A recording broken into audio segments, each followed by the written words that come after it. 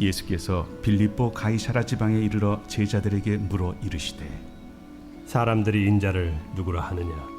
더러는 세례 요한, 더러는 엘리야, 어떤 이는 예레미야나 선지자 중에 하나라 하나이다. 너희는 나를 누구라 하느냐? 시몬 베드로가 대답하여 주는 그리스도시요 살아계신 하나님의 아들이시니이다. 바요나 시몬아, 내가 복이 있도다. 이를 내게 알게 한 이는 혈육이 아니요 하늘에 계신 내 아버지시니라. 또 내가 내게 이르노니 너는 베드로라. 내가 이 반석 위에 내 교회를 세우리니 음부의 권세가 이기지 못하리라. 여러분, 이제 다들 개학했나요?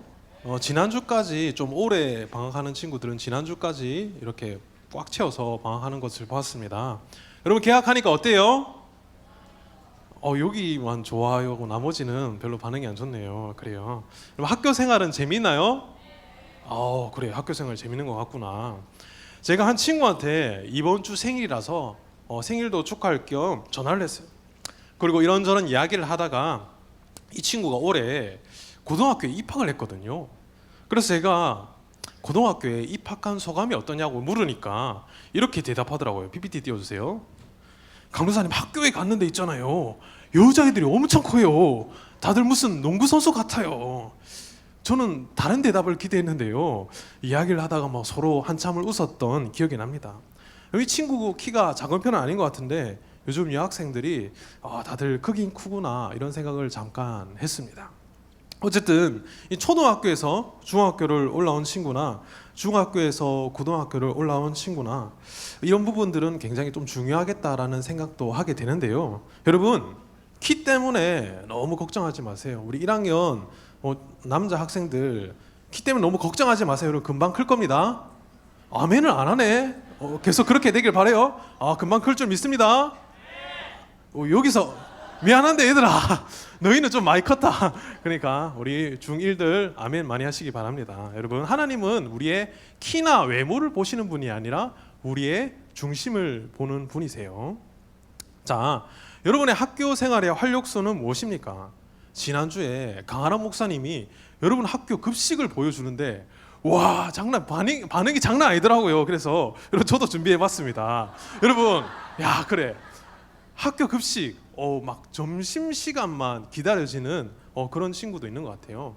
옛날에 여러분 선생님들은 급식이 없었을 때거든요.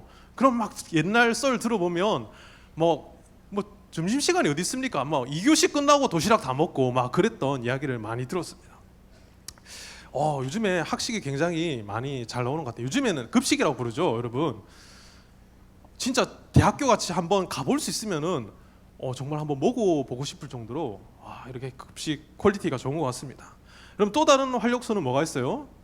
어떤 친구는 가끔 공부라고 대답하는 친구들이 아주 가끔 있는 것 같더라고요. 이 친구들 중에 있는지 모르겠는데요. 여러분, 공부가 제일 쉬웠어요. 이런 친구들 막 만나면 막 가끔 막 주먹이 막 불타오르고 그렇다, 그렇죠? 어떤 친구는 학교 가면 나는 그래도 친구 아이가 친구 만나는 것이 굉장히 좋다라는 학생들도 있었습니다. 그리고 제가 이번에 신입생 신방을 했는데 한 친구는 이 고등학교에 가면 동아리가 많으니까 저는 이 동아리 활동이 기대가 돼요라고 말을 했습니다. 그래서 이 친구는 고등학교에 가면 밴드부 동아리에 들어가고 싶다라고 말을 했어요.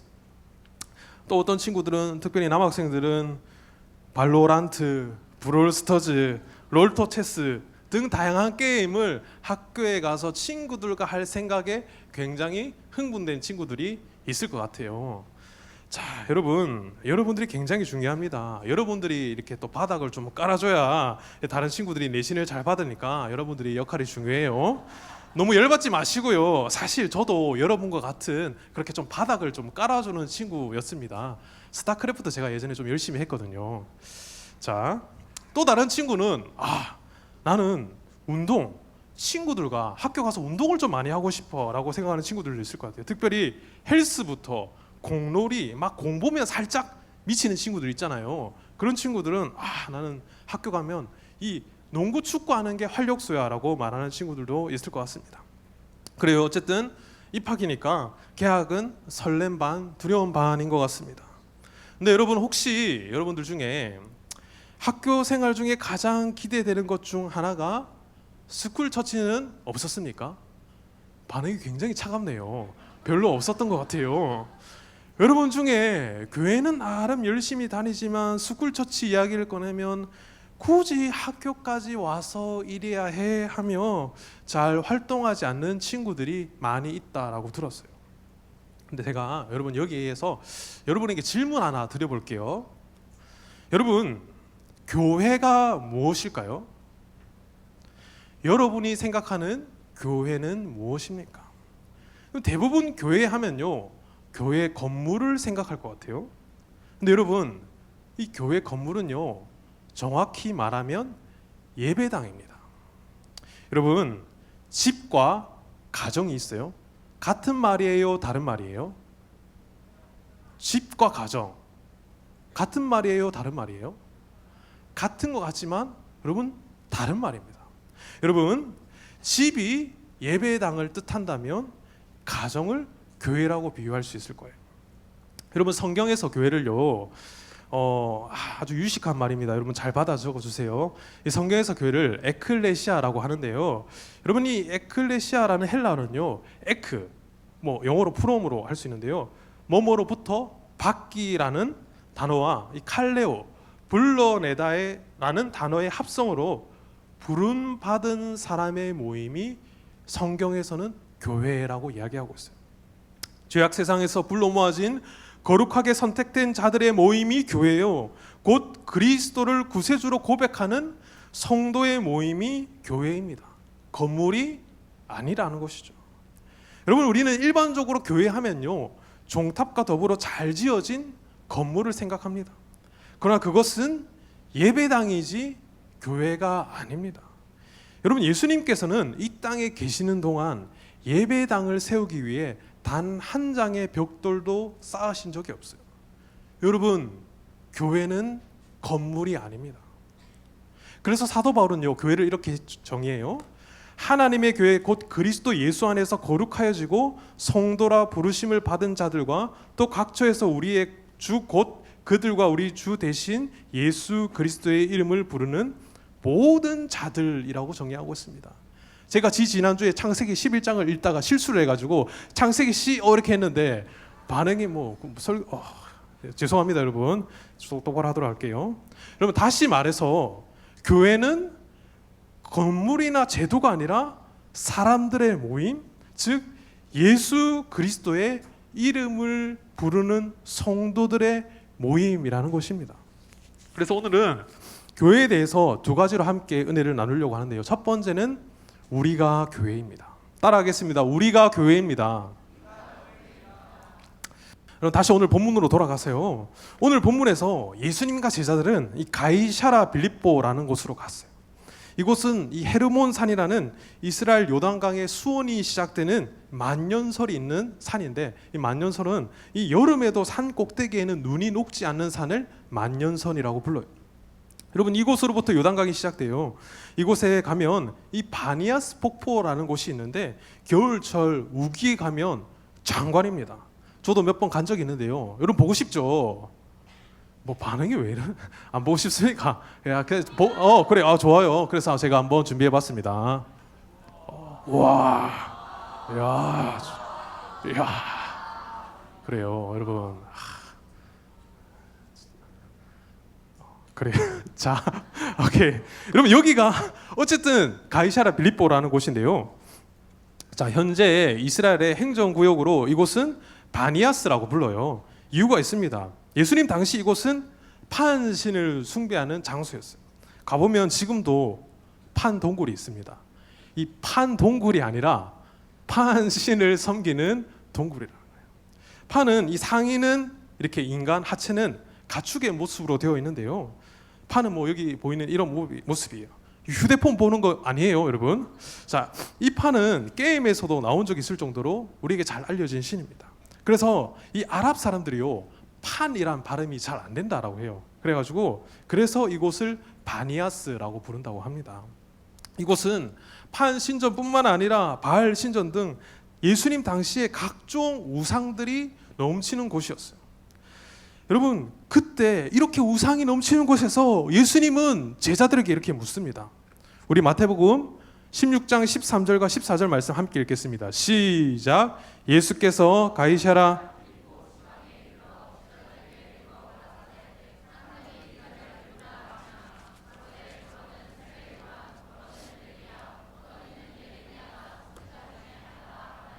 아멘. 세례 요한, 엘리야, 예레미야, 선지자 이 다 틀린 말은 아니에요. 예수님은 세례 요한에게서 세례를 받으셨고 세례 요한과 같은 메시지를 전하셨기 때문에 사람들은 예수님을 다시 살아난 세례 요한이라고 보기도 했고요. 또한 엘리야는 죽지 않고 하늘로 올라갔기 때문에 그가 종말의 날에 다시 올 것이라고 예언되어 있기 때문에 사람들이 예수님을 엘리야로 생각할 수도 있었습니다.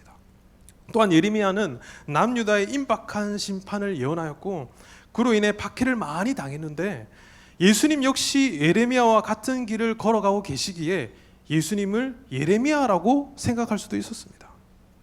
게다가 예수님의 말씀과 행위는 구약시대의 선지자들과 같았기 때문에 예수님을 선지자 중에 하나로 보는 것은 자연스럽기도 합니다.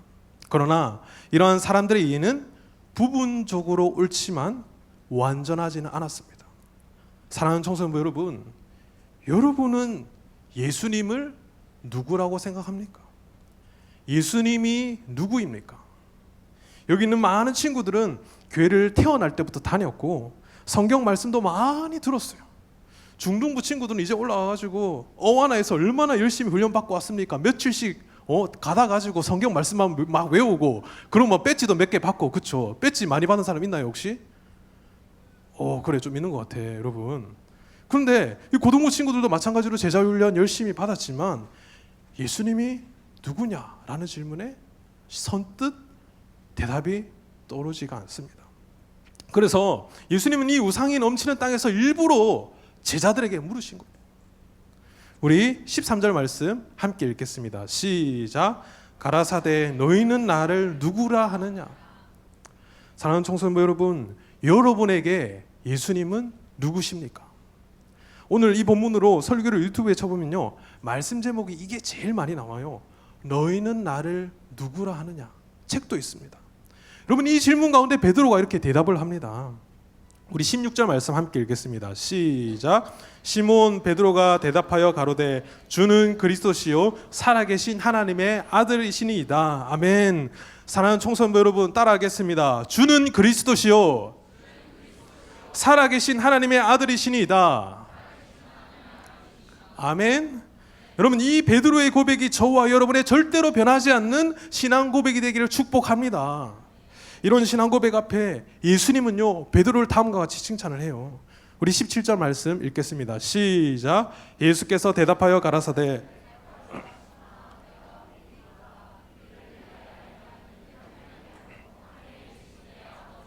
아멘. 내가 복이 있도다.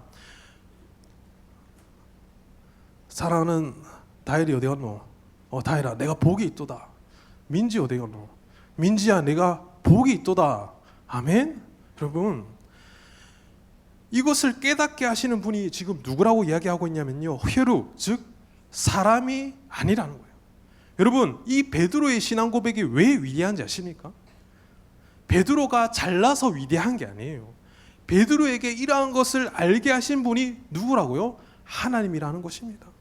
여러분 우리는요 복을 많이 받길 원합니다. 그런데 복은요 내가 이 땅에서 출세하고 좋은 대학에 들어가고 부자가 되고 대단한 명예를 얻어 높은 자리에 올라갔다고 여러분 복이 아닙니다. 진정한 복은 바로 주 예수 그리스도를 아는 것인 줄 여러분 믿으시기 바랍니다. 사도 바울은요 예수님을 알기 전에 하나님에 대한 대단한 열심을 가지고 있다고 생각했어요. 그러나 그가 가진 열심은 하나님에 대한 잘못된 열심이었습니다. 그가 진짜 예수님을 만난 후에 자신이 가진 지식에 대해 뭐라고 고백했을까요? 우리 고린도전서 2장 2절 말씀 읽겠습니다. 시작. 예수 그리스도와 그의 십자가에 못 박히신 것 외에는 아무것도 알지 아니하기로 작정하였습니다. 아멘. 제가 처음 예수님을 믿고 이 말씀이 너무 좋았어요. 하루는 교회 동생이랑 이야기를 하는데 제가 뭘 잘 몰랐습니다. 그랬더니 이 친구가 저에게 이렇게 말해요. 형님 성경 지식도 좀 좋지만 사람이 살면서 이 정도 상식은 좀 있어야 합니다. 이러는 거예요. 그래서 제가 이 말씀을 웃으면서 인용했어요. 내가 너희 중에서 예수 그리스도와 그의 십자가에 못 박히신 것 외에는 아무것도 알지 않기로 작정하였습니다. 그 동생이 그래요. 형님 좀 미친 거 아니에요? 막 그러더라고요. 너무 극단적이다. 근데 저한테 미쳤다, 극단이라고 했던 친구가 저보다 먼저 목사가 되었습니다. 할렐루야. 아멘. 그래요. 여러분, 저는 지금도요, 물론 목회를 하려면 여러 가지 세상적인 지식이 많이 있어야 돼요. 그렇지만 저는 우리 주 예수 그리스도를 아는 지식이 가장 고상한 줄 믿습니다. 아멘. 사도 바울은 계속해서 고백합니다. 빌립보서 3장 8절 말씀이에요. 또한 모든 것을 해로 여김은 내 주 그리스도 예수를 아는 지식이 가장 고상함을 인함이라. 내가 그를 위하여 모든 것을 잃어버리고 배설물로 여김은 그리스도를 얻고. 여러분, 학생이니까 학원에서 공부하고 학교에서 공부하는 거 너무너무 중요합니다. 공부 열심히 하세요. 그런데 여러분, 제자 훈련까지 포기하면서 학원 다니는 것, 물론 여러분 이해는 하지만 정말 그리스도인으로서 중요한 지식이 무엇인지 여러분 깨달았으면 좋겠어요. 사도 바울에게는 예수 그리스도를 아는 지식이 가장 고상한 지식이었다라는 것입니다. 나머지는 다 배설물이다, 똥이다, 뭐 이것도 안 좋아하네. 그래서 오늘 본문에 예수님도 이 위대한 신앙 고백을 한 베드로에 대해 제대로 알고 있는 것이 복이다라고 말씀하고 있는 것입니다. 사랑하는 여러분, 하나님을 바로 아는 것은 우리가 하나님께로부터 받을 수 있는 그 어떤 축복보다 더 크고 값진 복인 줄 여러분 믿으시길 축복합니다. 요한복음 17장 3절입니다. 영생은 곧 유일하신 참 하나님과 그의 보내신 자 예수 그리스도를 아는 것이라. 호세아서 6장 3절입니다. 그러므로 우리가 여호와를 알자, 힘써 여호와를 알자. 아멘. 여러분, 이어서 예수님 이렇게 말씀하십니다. 18절 같이 읽을게요. 시작. 또 내가 내게 이르노니 너는 베드로라. 내가 이 반석 위에 내 교회를 세우리니 음부의 권세가 이기지 못하리라. 아멘. 여러분, 베드로의 신앙 고백을 칭찬하신 예수님께서는요, 기쁨과 열정이 가득한 목소리로 교회에 대한 비전을 선포하셨습니다. 내가 이 반석 위에 내 교회를 세우리니. 여러분, 반석은 헬라어로요 페트라라고 불러요. 바위입니다. 베드로의 영어식 발음은 피터죠. 여러분, 이 말에서 파생되었습니다. 예수님께서는 이 베드로의 신앙 고백이 위해 교회를 세우고 음부의 권세가 이기지 못하는 그 교회를 세운다고 지금 말씀하고 있습니다. 하나님께서는 창세 전부터 예수 그리스도를 통해 그 백성을 구원하시기 위해 이 땅에 뭘 준비하셨을까요? 교회를 준비하셨습니다. 그리고 이 고백의 반석 위에 우리가 서 있는 것이죠. 여러분의 개인의 삶도, 국가의 운명도, 교회의 영광도 다 이 고백의 반석 위에 서 있는 것입니다. 교회는요, 그리스도의 방법이요, 계기요, 그의 몸입니다. 여러분, 우리가 무엇일까요? 여러분, 우리는 무엇입니까? 교회입니다. 여러분, 우리 좌우 앞뒤 달아보면서 이렇게 인사하도록 하겠습니다. 우리가 교회입니다. 아멘. 두 번째는 교회의 특성이에요. 교회의 특성. 자, 우리가 이제 교회라는 것을 알았어요. 그러면 교회의 특성은 무엇일까요? 예수님이 승천하시고 초대교회는 특별히 이단 때문에 굉장히 많은 몸살을 앓았습니다. 지금도 이단 때문에 우리 이단 세미나 공부하잖아요. 그때도 이단이 너무 많았어요. 그래서 신조를 만들었습니다. 우리 생활 신조 이런 말 많이 쓰잖아요. 그런데 교회에서 신조라는 말은요, 신앙 고백을 뜻하는 거예요. 381년에 교회는 니케아 콘스탄티노플 신조를 통하여 우리는 하나이고 거룩하고 보편적이고 사도적인 교회를 믿는다고 교회가 다 같이 모여서 결의를 했습니다. 오늘도 우리는 이 고백 안에서 교회된 우리를 어떤 모습으로 갖고 가야 되는지 네 가지로 한번 살펴보려고 하는데요. 첫 번째, 교회의 특성은 교회는 하나여야 한다라는 것입니다. 교회는 하나여야 한다. 여러분, 교회가 하나여야 하는 이유는요, 너무나 당연하게도 우리가 믿는 주님이 한 분이시기 때문입니다. 여러분, 혹시 길 가다가 이 돌 한번 본 적 있습니까? 여러분, 어디에 있습니까? 우리 교회 바로 앞에 있죠. 뭐라고 되어 있습니까? 성령이 하나가 되게 하신 것을 힘써 지키라. 왜 이 머릿돌을 교회 입구에 떡하니 목사님께서 두셨을까요? 당회원들께서 두셨을까요? 교회의 하나됨이 너무나도 중요하기 때문에 그렇습니다. 우리 교회의 정체성과 같은 말씀이죠. 여러분, 왜 교회가 하나 되어야 할까요? 교회가 하나 되지 않으면 교회가 힘들어집니다. 여러분, 우리 청소년부에 사역자분이 4분이 계세요. 근데 여러분, 하나가 되지 않으면 어떨까요? 여러분, 우리 막 정말 스쿨처치 합시다, 제자 훈련 합시다 하는데 갑자기 제가 올라와가지고 스쿨처치 필요 없습니다, 막 제자 훈련 필요 없습니다 하면 여러분, 이 청소년부가 돌아가겠어요? 아니에요. 그래서 여러분, 교회는 계속해서 하나가 되어야 합니다.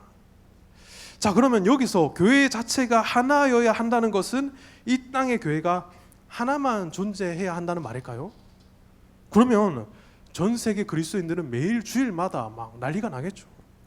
특별히 희망 행복 축제, 제가 여러분 희망 행복 축제 막 할 때 왔거든요. 큰 행사할 때 우리 교회도 막 난리가 납니다. 일부러 여러분 공지 하나 하도록 하겠습니다, 밤 모임을 12시 30분까지 꼭 해주시고 보내주세요 하면서 막 계속해서 이야기하고, 막 댄스 연습실은 뭐 저희가 사용할 수 없습니다. 다 이렇게 예배 공간으로 내줘야 되고, 여러분 굉장히 혼란스러운데요.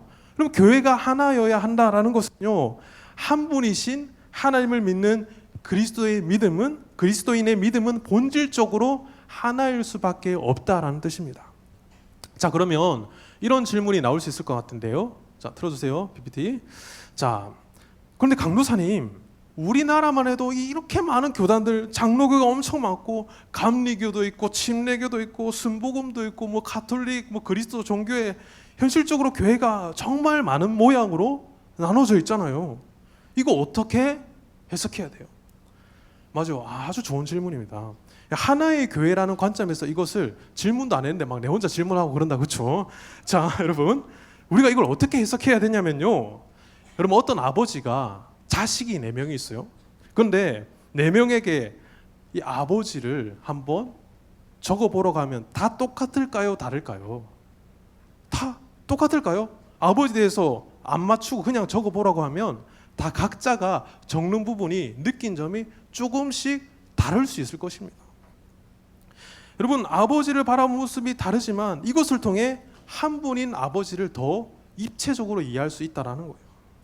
그래서 여러분, 복음서가 몇 권일까요? 적혀 있잖아요, 사복음서. 여러분, 그 정도는 알 수 있는 줄 알았는데, 자, 여러분, 복음서로 하나만 있으면 되는데 왜 4권을 만들어 놨을까요? 여러분, 한번 이런 의심 해본 적 없습니까? 왜 복음서는 4권일까? 내용도 비슷한 것 같은데 아니에요. 다 같은 것 같지만 내용이 조금씩 달라요. 그런데 핵심은 모든 복음서는 한 분이신 예수 그리스도를 증거하고 있다라는 거예요. 그리고 4권의 복음서를 통해 우리는 예수님을 더 입체적으로 이해할 수 있다라는 것입니다.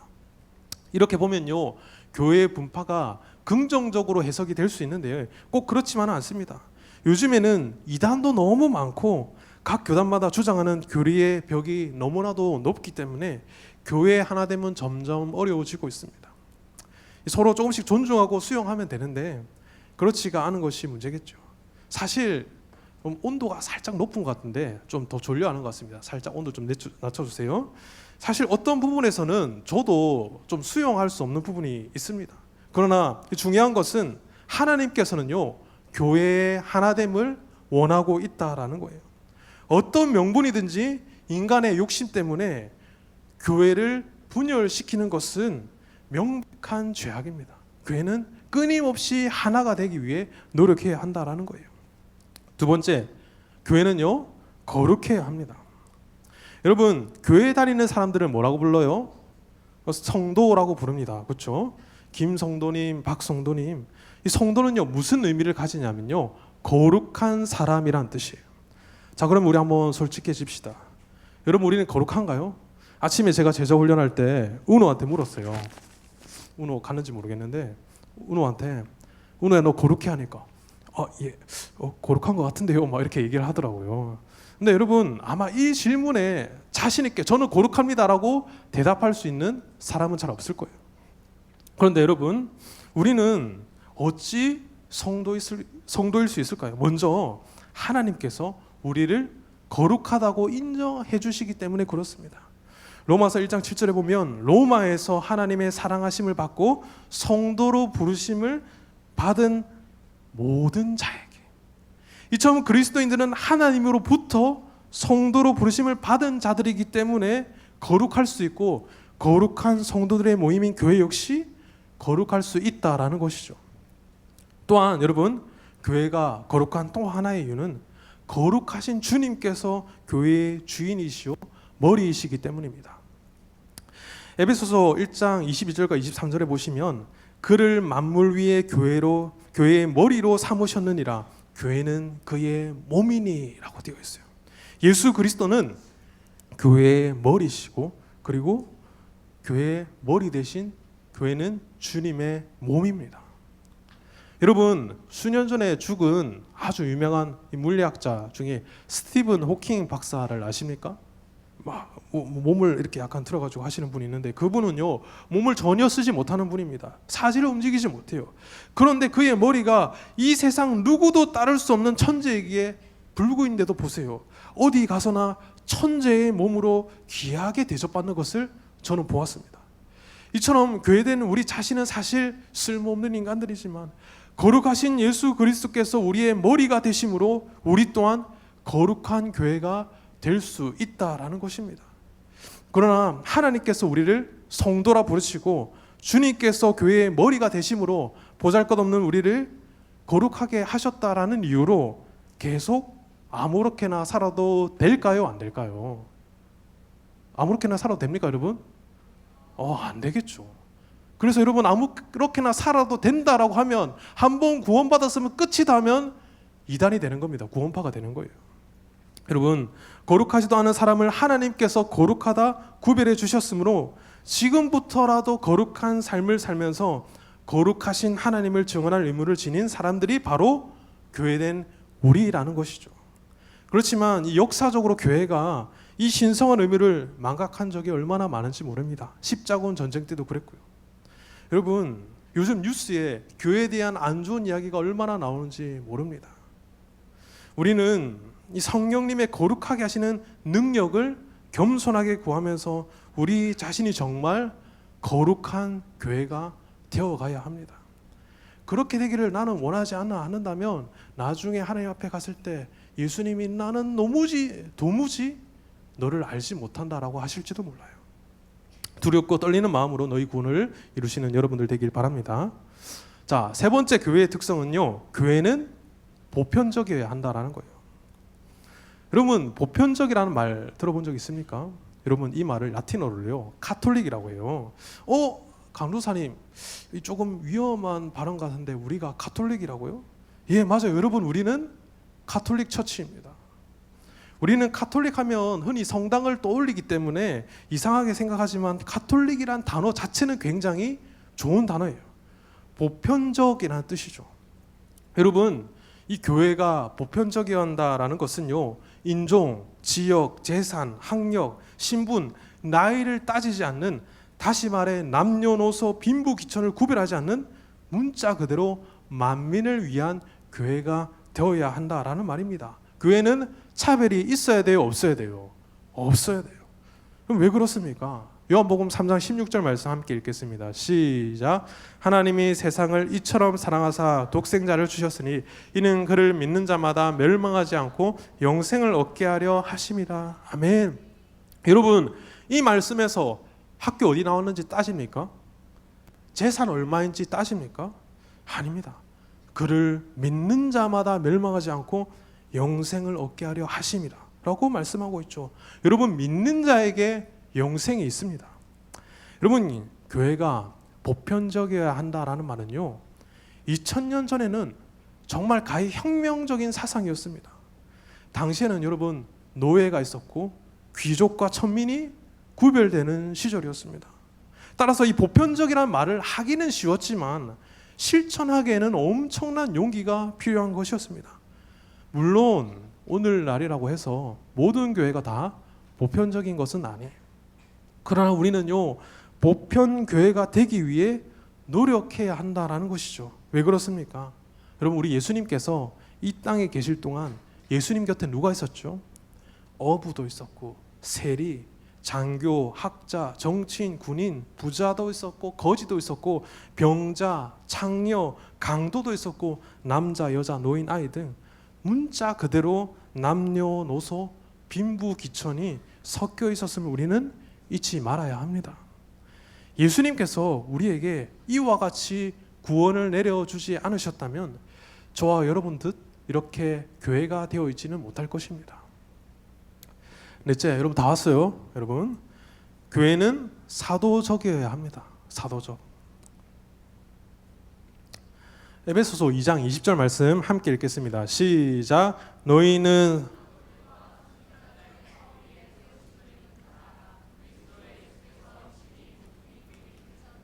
아멘.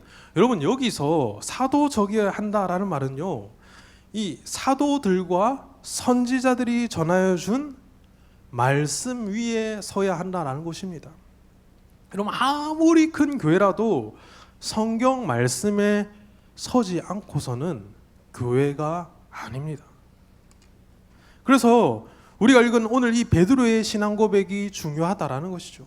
바로 이 신앙 고백 없이는 우린 교회가 될 수가 없습니다. 말씀 정리하겠습니다. 여러분 다시 처음으로 돌아와서요. 여러분 교회가 무엇입니까? 교회가 뭐예요? 우리 자신이 교회입니다. 건물이 아니에요. 여러분 교회라는 정체성 안에 바로 서시기 바랍니다. 여러분 우리는 교회이기 때문에 주일 예배 한 번 드리는 것으로 끝나지 않아요. 이제 우리는 교회로 살아가야 합니다. 그럼 혹시 3층 본당을 내려오면서 이런 글귀를 본 사람이 있습니까? 본 사람 있어요? 뭐 드림 아카데미 뭐 입학식을 제가 찍었는데요. 한번 읽어볼게요. 시작. 모여서 드리는 감격과 축제의 예배를 마치면 흩어져서 드리는 섬김의 예배가 시작됩니다. 여러분 주일 예배 마치면 이제 다 끝났다 푹 쉬어야지가 아니라 이제 시작이라는 거예요. 여러분 다시 처음으로 돌아가. 아직 아닙니다. 괜찮아요. 자 다시 처음으로 돌아가세요. 여러분 이제 내일 학교로 돌아갑니다. 그렇죠? 내일 학교 안 가는 사람 없죠? 학교로 다 가요? 그런데 여러분 이제 우리는 흩어져서 드리는 섬김의 예배를 시작해야 되는데, 사랑하는 청소년 여러분, 여러분에게 스쿨 처치는 어떤 의미입니까? 혹시 당신의 학업을 반대하는 나쁜 장치입니까? 혹시 이 중에 뭐 내가 스쿨 처치 나간다고 해서 나 따위가 뭘 할 수 있겠어라고 생각하는 친구들은 없습니까? 여러분 스쿨 처치 도서 중에요, 애들아 학교를 부탁해라는 책이 있어요. 나돔이라는 목사님이 스쿨 처치 사역을 하면서 쓴 책인데요. 책의 내용에 이런 것들이 있더라고요. 여러분 혹시 일진이란 말 알아요? 일진? 일진 혹시 학교에 있어요? 일진 있구나. 그래.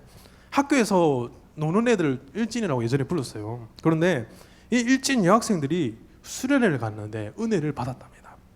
그리고 이 아이들이 정말 놀랍게도 수련회 이후 학교에서 기도 모임을 가지기 시작했어요. 평소에 워낙 사고를 많이 쳐가지고 상담실을 막 안방 드나들듯이 다녔던 터라 이 상담 선생님하고도 친했고, 그래서 상담실을 빌려서 점심시간마다 기도하기 시작했다고 해요. 당연히 일반 학생들은 감히 올 수 없는 무서운 기도 모임이었겠죠. 근데 그냥 몇 번 모이다가 말겠지 목사님이 그냥 그렇게 생각했대요. 근데 이 학생들의 기도 모임이요, 고3이 돼도 안 끝나고 졸업할 때까지 계속 지속되었다고 합니다. 근데 애들 중에 진짜 기도하면서 회개가 터져 나오는 거예요. 그중 한 여학생이 이렇게 말을 합니다. 목사님, 제가 예전에 괴롭혔던 친구 있잖아요. 나중에 회개하고 후회도 많이 하고 그 친구한테 정말 미안한 마음이 많이 들었어요. 그래서 용기를 내서 그 친구에게 전화를 걸고 미안하다라고 말했더니 그 친구가 아무렇지도 않게 뭐 괜찮아 그랬다라는 거예요. 목사님, 이러면 다 된 것인가요? 목사님이 이렇게 대답하셨대요. 아니, 걔가 정말로 괜찮을까? 너 같으면 그런 상처가 하루아침에 아무러지겠냐? 아직도 내가 부담스러우니까 마주치기 싫어가지고 그렇게 말한 것일 수 있어. 다음에 꼭 정식으로 사과해라고 했더니 이 말을 듣자 일진이었던 학생은 자신이 괴롭혔던 친구를 만나서 정식으로 진심으로 사과를 했다라고 합니다. 여러분 이 스쿨 처치의 위력은 참 대단합니다. 일진도 기도하게 만들고 회개하게 한다. 여러분, 어른들에게 이러한 일이 일어날 수 있을까요? 여러분, 청소년이니까 가능하고 스쿨 처치니까 가능합니다. 여러분, 우리 교회 이야기도 좀 할까 해요. 제가 얼마 전에 모 고등학교에서 이 스쿨 처치를 하는 선생님과 통화를 하는데, 여러분, 그 선생님이 운영하는 스쿨 처치에 50명의 아이들이 모인대요. 놀라지도 않네요. 다 뭐 학교에 스쿨 처치 50명 넘게 와요? 50명. 와, 그래요.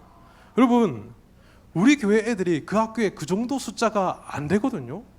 근데 그 스쿨 처치 모임에요, 불신자들도 많이 온다라는 이야기를 들었어요. 여러분, 예배 반주를 누가 하냐면요, 예수님을 안 믿는 불신자 친구가 반주를 한다라고 들었어요. 정말 신기하죠. 여러분, 이 친구들이 지금 당장 교회를 오는 것은 문턱이 높지만 그 스쿨 처치 한번 가보는 것은 어렵지 않거든요. 여러분, 친구 한 명 교회에 전도하는 것은 쉽지 않지만 이제 좀 해주세요. 예, 학교 스쿨 처치 모임 한번 갈래? 라고 말하는 것은 더 쉽습니다. 여러분, 우물가의 여인이란 찬양 아십니까? 우물가의 여인. 여러분, 이 찬양의 배경이 되는 이 사마리아 여인은요, 자기가 만난 예수님을 자기 혼자만 알지 않았어요. 온 동네를 다니면서 내가 만난 예수님에 대해서 전했습니다. 저는 여러분들이 이 스쿨 처치를 통해서 정말 활발히 내가 만난 예수님을 전할 수 있기를 축복합니다. 여러분, 우리가 뭐라고요? 우리가 교회입니다. 여러분, 내가 교회가 되어서 학교 안에 복음을 활발히 전할 수 있기를 간절히 소망합니다. 여러분, 이 시간 우리 찬양팀 나오셔가지고 우리가 교회입니다 함께 찬양했으면 좋겠습니다.